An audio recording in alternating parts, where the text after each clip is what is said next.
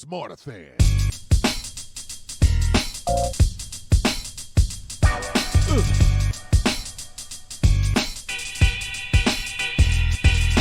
Smarterfan.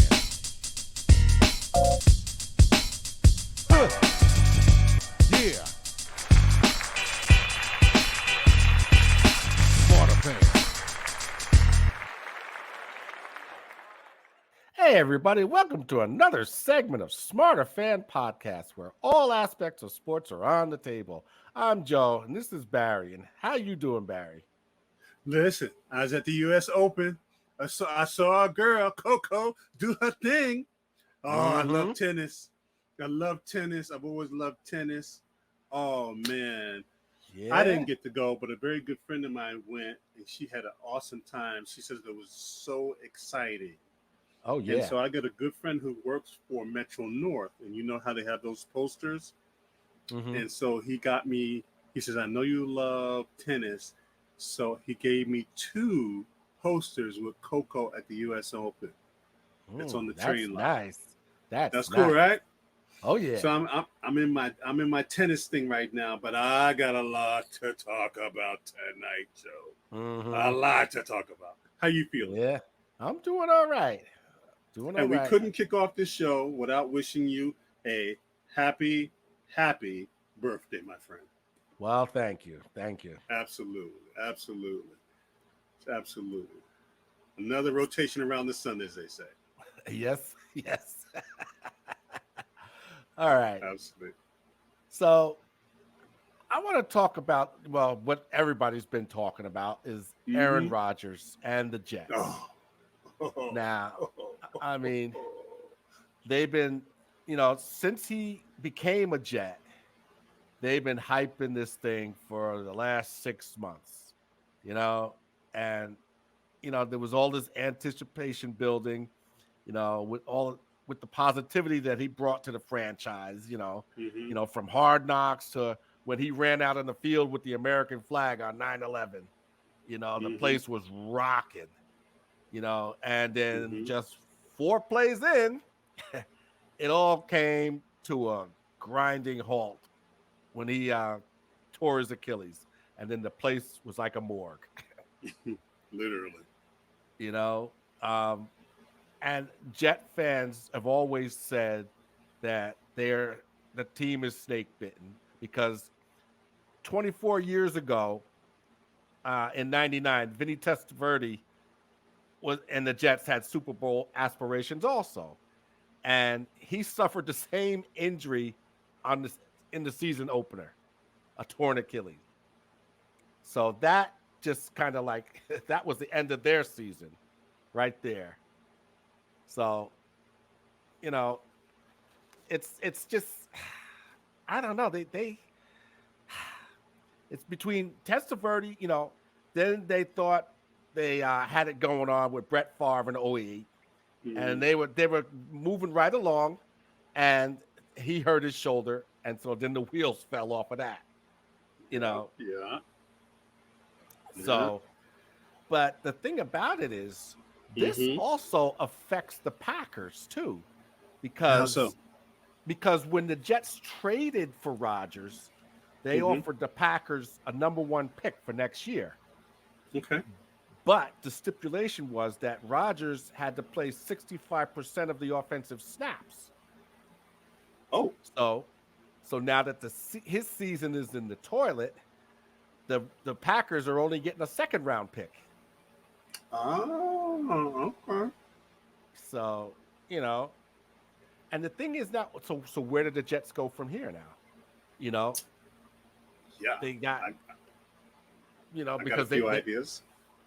I mean, they're going to have to deal with Wilson, and his backup is Tim Boyle from the practice squad. Okay, so, I mean, there was speculation about, maybe Andy Dalton or Colt McCoy or Mariota, but, nothing's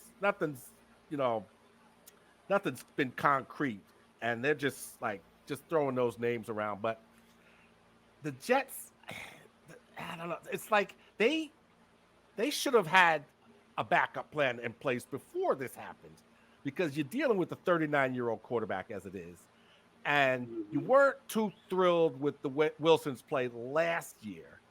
True. So they should have had at least a veteran presence there, whether he be third string or whatever. But Mm-hmm. but because he was a second pick, they didn't want to, have egg on their face because he's a second pick and he's such a disaster. Yeah. So they gotta nurse him until they can offload him or he develop. Right, right, and he's being thrown to the fire now. You know, Well, you know, let me let you finish. well, here's the thing. Okay, so despite all of that, what really got lost in all of this is the fact that the defense played lights out in that game. I mean, they balled for 60 minutes, which scares me because I don't trust Dak against that defense Sunday. No, we're gonna lose So, you because know, because McCarthy doesn't know how to coach up from a big win. He always goes south. He doesn't know how to build. yeah. But that's just my humble opinion. I have nothing against him, but Hmm.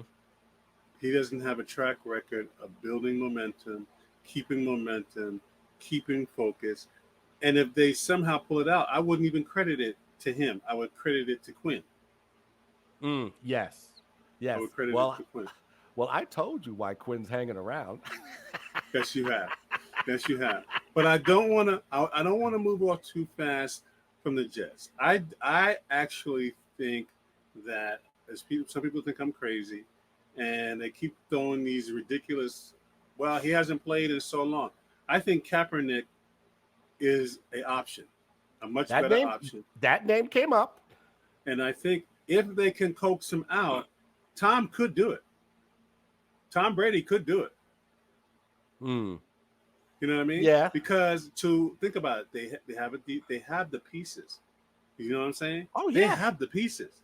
So Yeah. to me, it looks like another Tampa Bay Buccaneer situation that Tom could step into, and if he pulls this rabbit out of the hat, you know. Mm. And Yeah. again, it's for what, a season or two. I mean, if he gets him to the playoffs, Tom becomes immortal times 10, right? Oh yeah. Steps up the field, steps into the biggest media market, New York, in the country, right? Mm. And he takes them to the playoffs.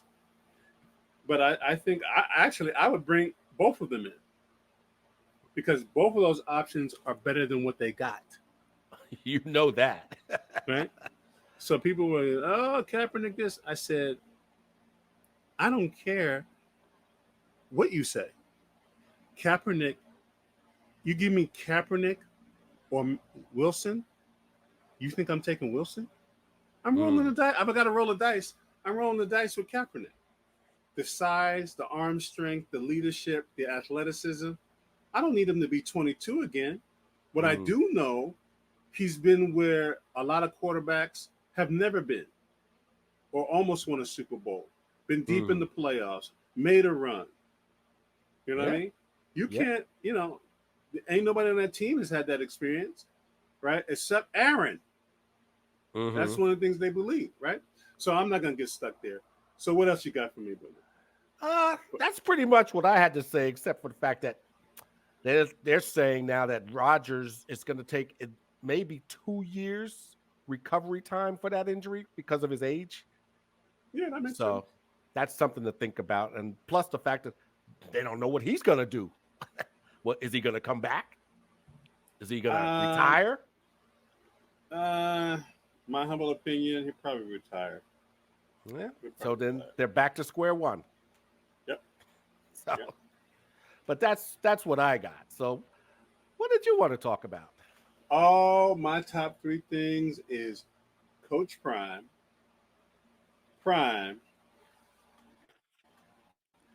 and the Prime effect. Huh. Let me talk to you for a minute. Coach Mm-hmm. Prime is putting on he putting on the Huxtables, Cowboys in the prime. He's doing so many things you can't even keep up with him. And I mean, he's got his kids. He got a kids show, right? He got the football show. He got the community show. He got like 6 shows. He got like 6 shows. Then he got the commercials. But what I love about it is just that, see, they're not talking about it on a Smarterfan podcast. We're going to talk about it, which is you hear all this thread and hate, but what the reality is, let me take you behind the veil. What you're seeing is his ability to be true to what collegiate sports was supposed to be like, right? Where you had a coach who cared about you. You know, many times was a father figure for you, or uncle, or big brother, right? And he looked out for you, right? But he also held your feet to the fire for you to become the best version of yourself. You see what I'm saying? And to understand, hey, you're not 6 years old no more. You're growing up into a grown man. It's time to assume responsibility. What is it that you want? Where is it that you want to go? Okay, if that's the case, I can show you how to get there because I've been there. Now, you're going to follow me or not? You see what I'm saying? Yeah. So, you know, it's a wonderful thing to see the many things he's doing in college sports. And I think that what he's also doing, which is one of my pet peeves, is there's a lot of lazy coaches and a lot of lazy coaching. Yeah, you were right? saying that. And you're seeing a coach who's like, that's not the standard. The standard is excellence. And that's what it is. Either you measure up or you're out. You have the ability to choose.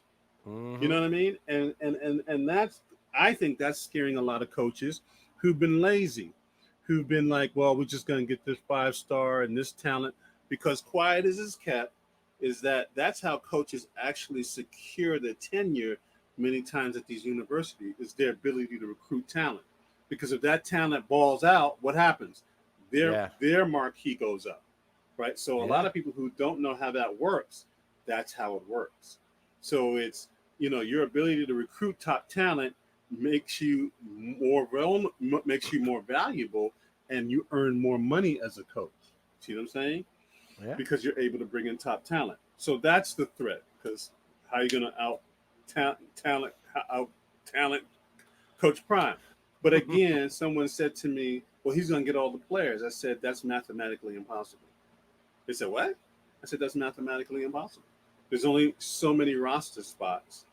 And then not every kid is going to have the smart, fast, discipline, his criteria. Not every great talent is coachable, right? That's going to move a lot of kids that may want to be there, but it's not going to be a fit, you know? And so it's going to be very interesting. I think you got some kid that came in like within the last 2 weeks and played in the last game because he was able to absorb the playbook so quickly. See what I'm saying? So you can have talent, but if you don't have discipline and have the ability to do that, you're not going to get on the field. That's the thing. And so that's the thing. So, a lot of these guys got to go through that maturation process that, if I'm playing here, it's going to be more, I got to be smart too. I got to know what I'm doing. I got to have talent. Yeah. And I got to put in work, because when I look around here, everybody got talent. Everybody fast. Everybody, you know what I'm saying? But not everybody has football aptitude. That's one of the words that he mentioned about this young man. He's like, this kid really loves football, really understands the game and how it's to be played. So he says, I salute this kid to be able to come in 9 days and step in before people who were there before him. So, those are part of the pieces. So you got the coach prime, then you got the prime effect, and the prime effect is just money, baby. It's just money. Concessions, parking, every sports show is there. Actresses, actors. It's like back in the 80s and 90s when Prime was with Atlanta. You had MC Hammer on the sideline. It was a show. So Prime is putting on the show, but he's bringing in that money, and people is counting them pockets. They're counting them pockets. He's getting paid. The university's getting paid.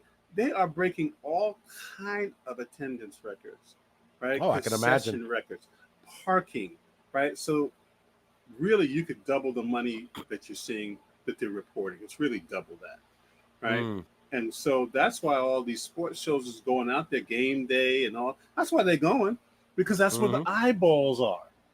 That's where the eyeballs are. Oh, yeah. So, it's truly the prime effect. And then lastly is the shift. And a couple of friends of mine says, well, what do you mean by the shift? I said, he's shifting. I say he's rebalancing college football.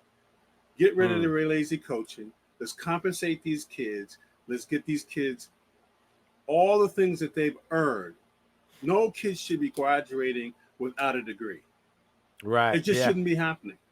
Yeah. Right? It just shouldn't be happening. Right? Because mathematically, not everybody's going pro. Right? So, but there's other ways to make money in the game.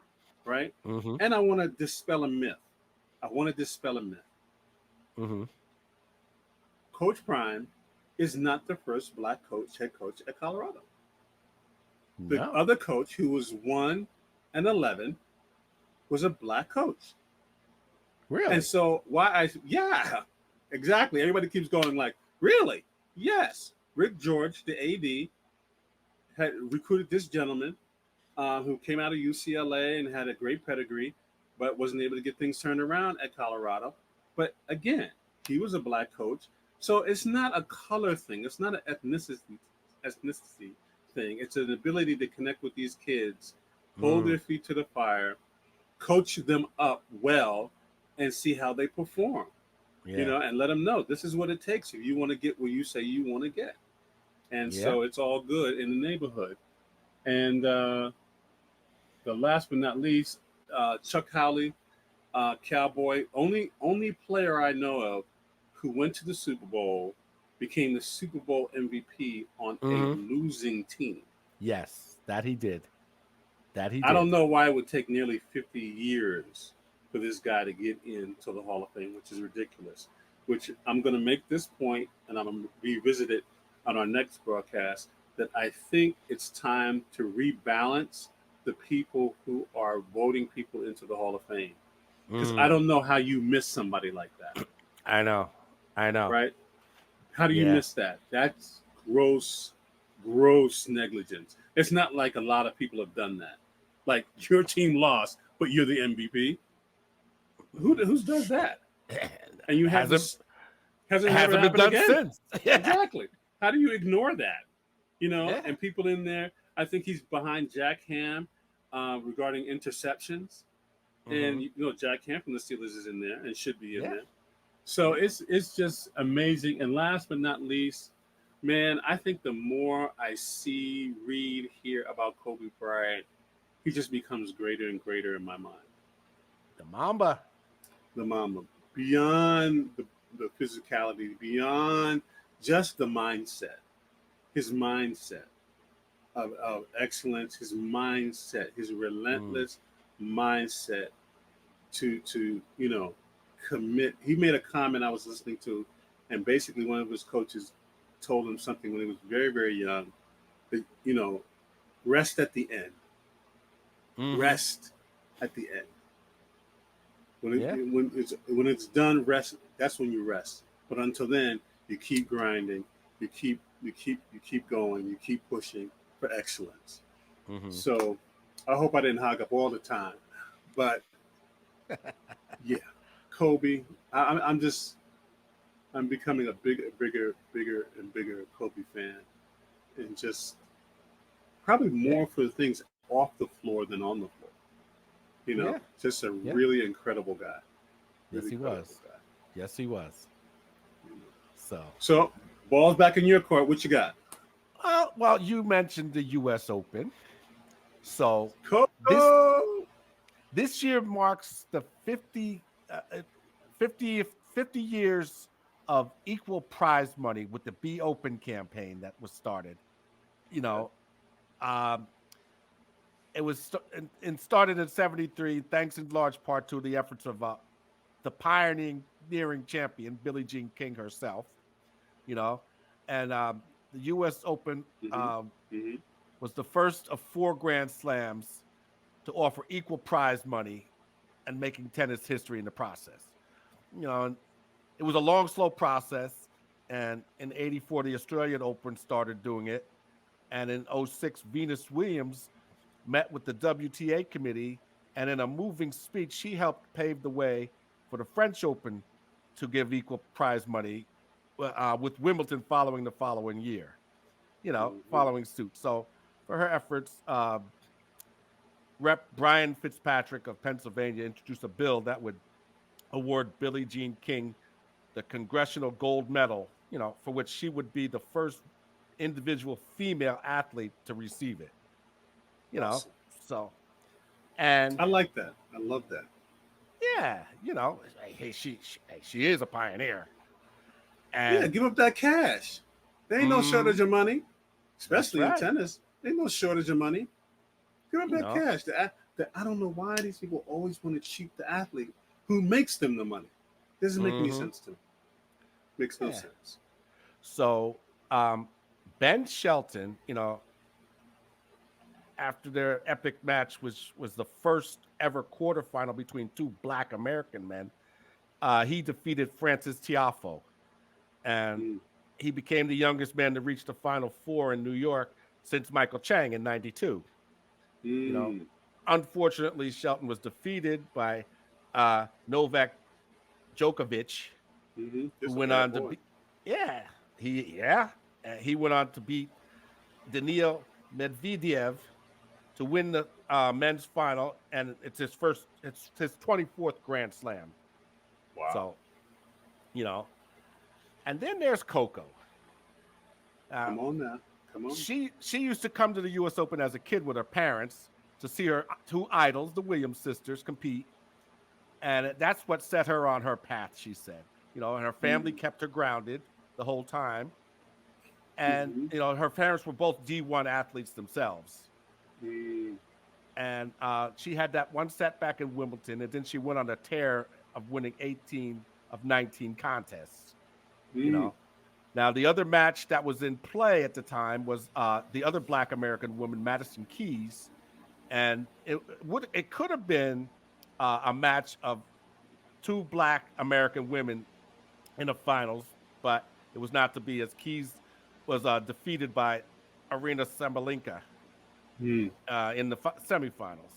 And then GAUF, she defeated Karolina Muhova to set up the epic showdown that saw GAUF become the first teenager to win the U.S. Open since Serena Williams in 1999. Mercy. What an accomplishment. What an accomplishment. I And salute it. oh yes, and you know by defeating, she defeated Sabalenka, and she got an Instagram message from Serena, telling her Mm-hmm. how amazing she was. You know, Roger Federer called it inspirational, Mm-hmm. and she also got her props from Michelle Obama herself. Uh-oh. Okay. All right. Okay. The former first lady. Okay. All right. That's right, and she's the 14th American woman to win the U.S. Open, joining the Williams sisters, Sloane Stevens, and Naomi Osaka. Now, the thing here is she going to have the staying power that the Williams sisters had? The You Williams just you, you sisters. you just couldn't give the young woman a little Oh time, no, Steve. I'm giving Oh, her I'm giving her her props. I'm just oh. I'm just I'm just Well, hoping well, that that's well, the she did. case. Well, okay. That that she has the staying power All right. that the Williams sisters have had for the last 20 years. All right. Well, all being equal, all being well, she takes care of herself. There Yeah. should be no reason by God, the Creator's good graces, that should happen. You know. Yeah. Yeah. I mean, she's young. She's 19. Exactly. She's 19, so she can keep her head focused, and Yeah. you know, and Well, she that's should the be able to do thing. it. Staying focused, you know. Yeah. So, but I give her her props. Like I said, I hope this continues for her. Well, I think she's hungry. She looks hungry, Yes. and that's what it takes. She looks hungry. Yes. Right? Yes. She looks hungry. So That's a big thing. that's a very big thing. You know. And then the beautiful thing about it, Serena and Venus are really kind of big sisters to her. They're not even Yes. mother figures. They're like big sisters. They're her idols. To my point. So Yeah. they're able to give her an insight to what she'll face, so she's even better prepared to deal with the things she has to deal with as a young Black woman out on tour. You know what I mean? Yes. So there's a Yes. real unique situation. Pretty much, they probably could end up. I mean, if I had daughters or even sons who play tennis, and Serena and Venus had a camp, I'd be sending them. Mm-hmm. I would be sending them. Oh yeah. Right? Because No it's doubt. a little, not that they, not that they wouldn't have other coaches, but being people of color, the experience is a little different. You know what I mean? Right. Exactly. And especially at that elite level, they're playing at the very tippity top. Mm-hmm. You know what I mean? So the light is a lot brighter up there, and the scrutiny and criticism as well. So yeah, man, we had a full meal tonight. Yes, we did. Yes, Prime we Effect, did. 1, 2, 3. Mercy. Yeah, Coach Prime, Kobe, COCO. Yeah, a lot of seasoned K's tonight. That's for sure. But this is wonderful. Now remember, I'm coming back. I'm coming back with some history at our next show, stuff you ain't ever seen, because it's like 10-1. You beat my pants off with this history. so I'm digging my way out. So I'm finding all kind of stuff. History is a wonderful thing. It's a wonderful thing. It's a wonderful thing to see, because you just didn't get here overnight. It took a long time, a lot of sacrifice. And just to give you a hint, I'm going to talk about Jerry West. Okay. On our next show. And some key points about Jerry West. Fascinating gentleman. Oh, I can imagine. Fascinating. Well, he's still the NBA emblem. Yeah. The number 44 is the truth. Imagine if they had the 3-point play back when he played. Imagine how many points he would rack up. It's scary. It's scary. Yeah. Think about that. It's scary, literally. Scary. Yeah. So, anything else, my friend? I think we covered just about everything for now. Anyway. I'm still cooking though. Be at the next show, Joe. I'm still cooking. I got some greens. I got some stuff cooking on there. I got some peas in the back. I got some stuff, okra. I got some stuff cooking. So next show, fans, come with your appetite, because Smarterfan is going to give you something to eat, as we always do. Joe, see you next week. All righty. All right. Smarterfan Podcast. We're out. All right. Peace. Smarterfan.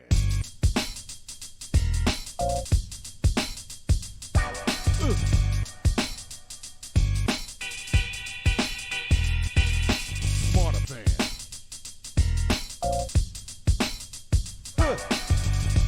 Yeah.